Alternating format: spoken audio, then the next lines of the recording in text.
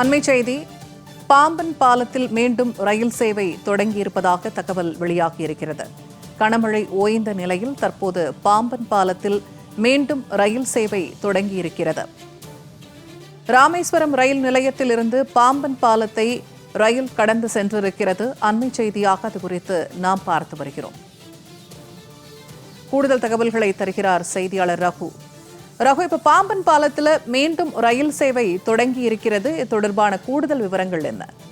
கண்டிப்பா பூர்ணிமா, டிட்வா புயல் காரணமாக நிறுத்தி வைக்கப்பட்டிருந்த ராமேஸ்வரத்திற்கான ரயில் சேவை புயலின் தாக்கம் ராமேஸ்வரம் பகுதியில் சற்று குறைந்ததை தொடர்ந்து மீண்டும் பாம்பன் பாலம் வழியாக ரயில் சேவை துவங்கியுள்ளது.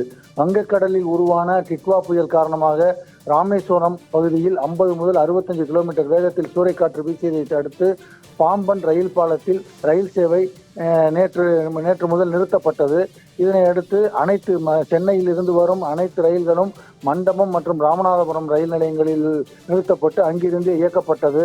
இதனால் பல்வேறு மாவட்டங்களில் இருந்தும் ராமேஸ்வரத்துக்கு வந்த சுற்றுலா பயணிகள் சிரமத்திற்கு ஆளாகினர்.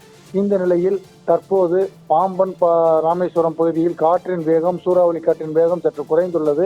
42 கிலோமீட்டர், முதலில் 65-70 கிலோமீட்டர் வேகத்தில் வீசிய காற்று தற்போது 42 கிலோமீட்டர் வேகத்தில் வேகமாக குறைந்திருக்கிறது.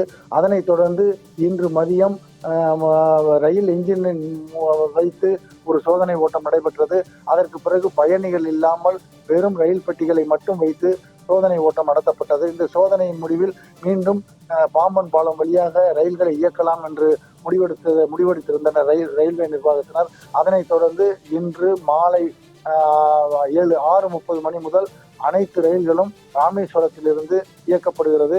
ராமேஸ்வரத்திலிருந்து சேதி எக்ஸ்பிரஸ் ரயில், போட் மயில் ரயில், கன்னியாகுமரி ரயில் ஆகிய அனைத்து ரயில்களுமே ராமேஸ்வரம் ரயில் நிலையத்திலிருந்து இயக்கப்பட்டது. 2 நாட்களுக்கு பிறகு இன்று மீண்டும் ராமேஸ்வரத்திலிருந்து ரயில் சேவை துவங்கியுள்ளது. பூர்ணிமா, தகவல்களை வழங்கியமைக்க நன்றி ரகு.